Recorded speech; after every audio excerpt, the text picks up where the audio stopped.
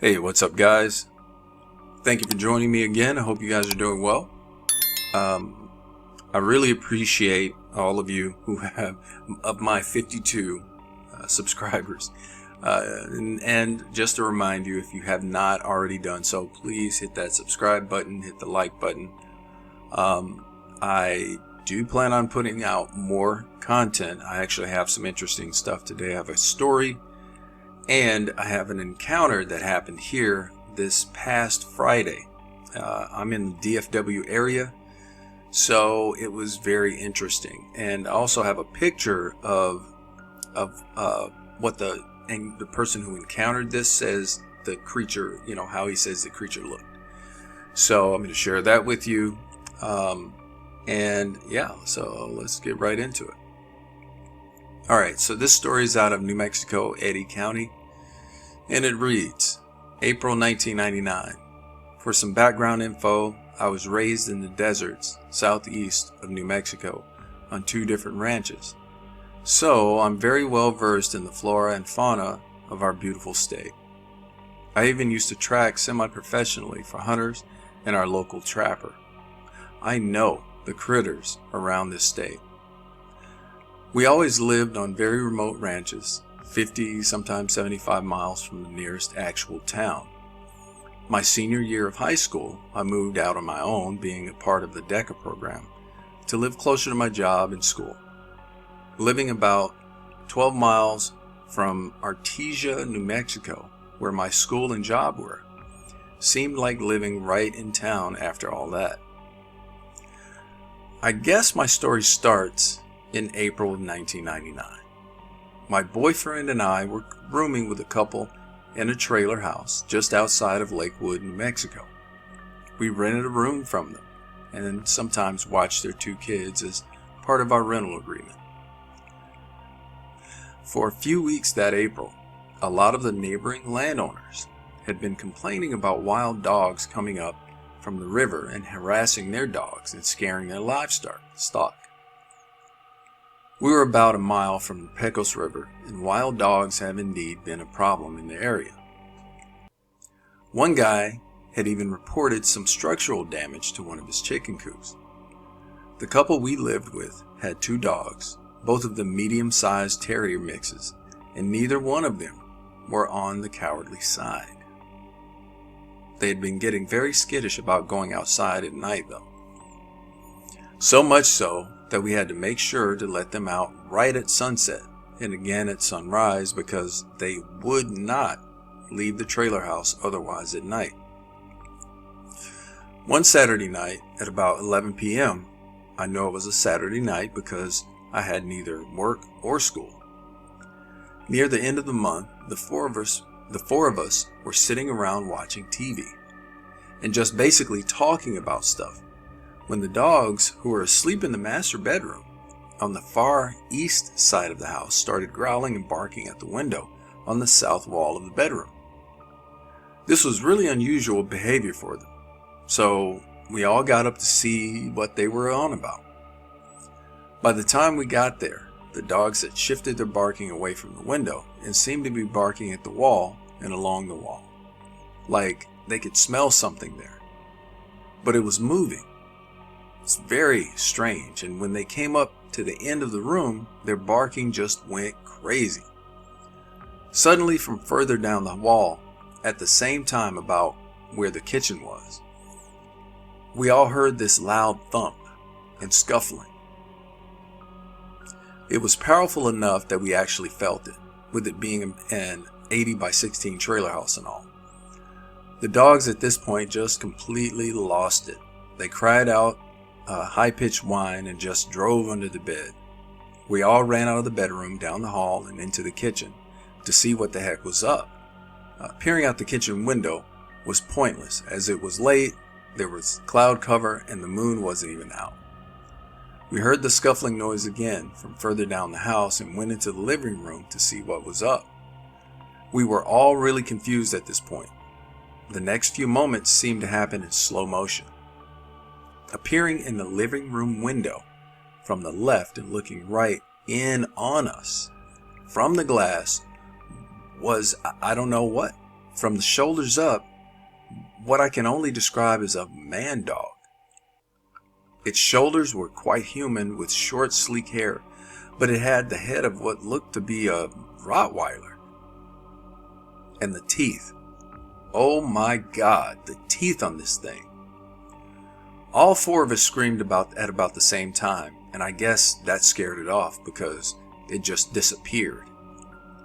That image is forever seared into my head. Also of note, this was a trailer house, so the bottom of that window was easily 6 feet off the ground, meaning this thing was 7 foot something.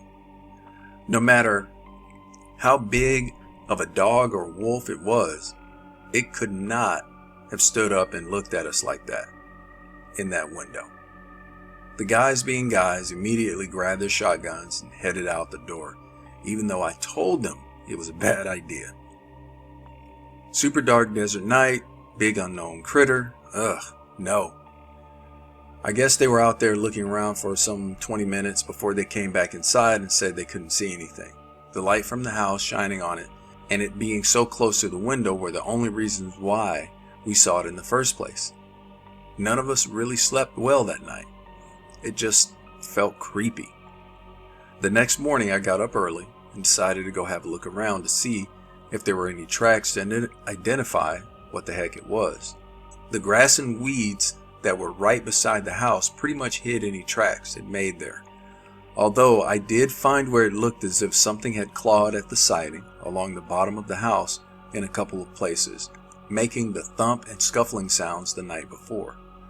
I then decided to follow the tracks the guys had made, and that was when I made a second very unnerving discovery. The guys made clear tracks in the sandy dirt, and whatever it was out there did as well, because it was pretty much circling them the entire time they were out there, at a distance of about 40 feet. The tracks were huge, canine, and switched back and forth from 4 tracks to 2, meaning it was walking bipedally for at least half the time it circled them. Just freaking creepy. Okay. So that was the story that I wanted to read. And again, like I said, I always like that story. I like the fact that this girl is a really good track. You know, she's a tracker and all that, and that's pretty cool. I like it when women are, you know, interested in going out and doing things that they're not normally known to do, right? Okay, so here's the picture. I'm going to go ahead and zoom in. So minus the wings, according to the guy who saw the thing, he said it looked very similar to this, like very thin, and he said also that this thing was moving extremely fast. He's like, basically it was faster than any animal he had ever seen in his life. So, and this actually happened in a city called Carrollton here in the DFW area. He was kind of, what was going on was he was about to cross these train tracks, which are in his neighborhood, well, near where his house is. So as he was about to cross the tracks, this thing was actually running along the tracks, and he said that it scared the hell out of him. He says that this thing was basically running south on these tracks, and like I said, moving so fast that it just was, I mean, he said it looked paranormal, really strange there. And yeah, I think that's pretty damn creepy. And what's strange is my dad actually, in another city, which is it's decently far from Carrollton. It's a city called Garland. My dad actually saw this past weekend something. He said that he didn't know what it was. He said it was moving extremely fast. He said at first it was moving so fast, and the way it was moving, he also said it didn't seem as though it was solid. he said it was kind of like it was almost kind of like see-through. He said it initially he thought it was a plastic bag or something like that, but then he realized it actually had a form and it was running.